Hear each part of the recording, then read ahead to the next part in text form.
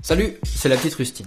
Notre projet trouve son essence dans un besoin que trop ressentent, comment se déplacer sans essence au quotidien, à Bron, en France. Sur mon triporteur, j'ai la réponse. Enfourche une bicyclette et fonce. Et on me répond que ça coûte bonbon, même d'occasion à Décathlon qu'on a du temps, mais pas un rond. Alors on planche sur une solution. S'il faut prendre le problème à sa source, faire sans le moindre sou en bourse, est-ce qu'on n'a pas d'autres ressources et quelques outils dans la trousse ? Pas d'argent, mais un peu de temps, et surtout l'envie d'apprendre. On a une tête, deux bras, deux jambes et de l'énergie à revendre. Le bus de la vie passera pas. Ça sert plus à rien d'attendre. Reste plus qu'à entreprendre, cerner le concept et comprendre comment ça marche. J'ai d'un côté une pile de déchets et des compétences en mécanique, de l'autre des gens qui trouvent trop cher l'accès au marché du cycle.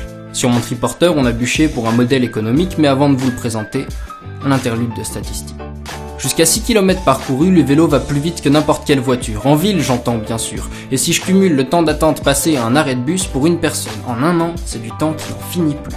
Alors qu'à bicyclette, les secondes détalent dans la tête. En 3 coups de pédale et déjà à l'autre bout de la ville. Et ça circule pas mal, ça fait bosser le palpitant. En fin de compte, rester en forme n'a rien de très fatigant. Bref, y a foison de bénéfices du pignon fixe au BMX et je vais pas vous sortir toute la liste, le temps presse et reste quelques kilomètres à ma page pour présenter ma petite Rustine. Passons donc au recyclage.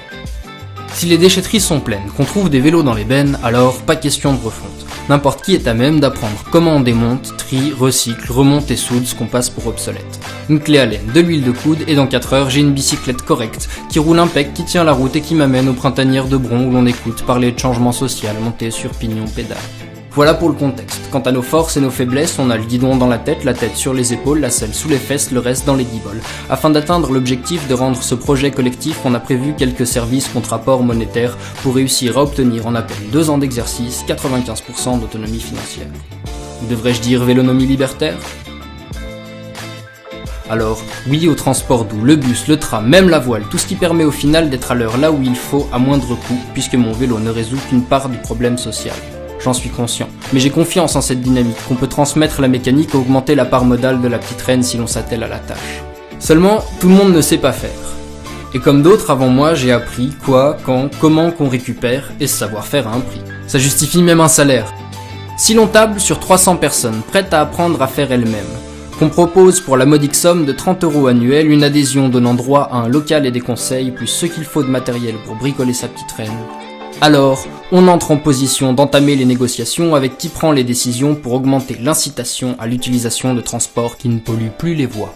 La démocratisation du vélo n'est pas un but en soi. C'est un soutien à la vision que ce projet sous-tend, une ville verte par impact net impulsée par ses habitants. Nous sommes de formation pilote d'ordinateur, poète à temps perdu, et on a quelque part au cœur l'espoir que ça vous ait plu. Alors pour un atelier mobile, s'il vous plaît, aidez-nous.